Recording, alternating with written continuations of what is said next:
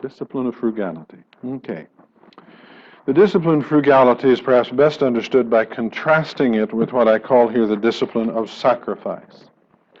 The discipline of sacrifice is a matter of giving up things you really need. That's sacrifice. What you really need. Frugality is a matter of living in terms that don't involve luxury of any sort. Let me read you just a word or two here from the statement that I have. In frugality, we abstain from using money or goods at our disposal in ways that merely gratify our desires or our hunger for status, glamour, or luxury. This is on page 168 of the book if you want to cross-reference it. Practicing frugality means we stay within the bounds of what general good judgment would designate as necessary for the kind of life to which God has led us. I go on to discuss what is necessary in one circumstance may be different for another.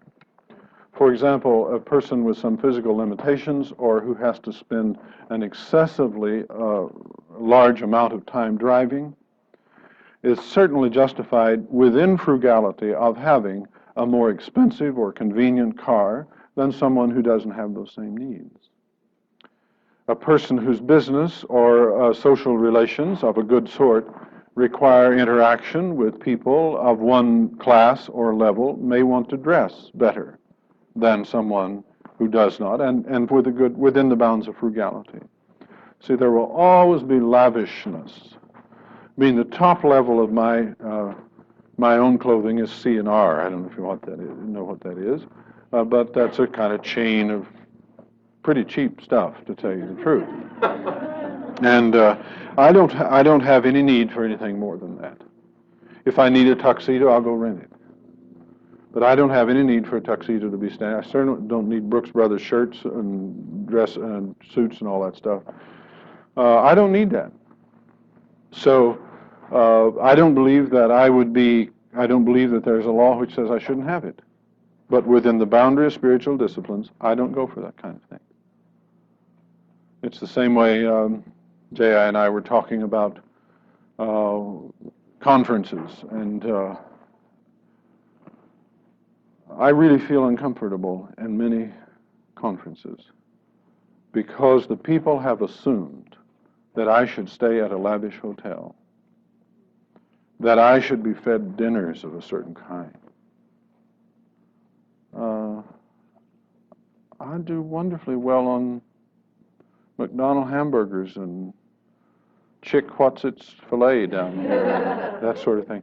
There's no reason for me to have lavish food. There just isn't. And you see, the churches, often we get out of line on this because we slip into foolishness on this kind of thing. Now, I shouldn't dress in such a way as to call attention to myself. And I don't need to do that. No.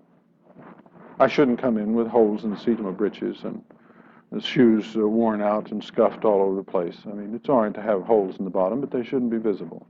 That sort of thing. Because people feel sorry for me, and that'll distract them from listening to what I have to say. See, that's what I really mean. And frugality doesn't exclude nice. So that's kind of what I'm aiming at here.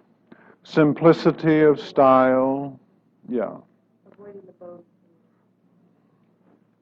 Yeah, I think that's right, and I think that's an important discipline. I think it's an important discipline, primarily because when we get beyond it, we're nearly always involved in impressing other people.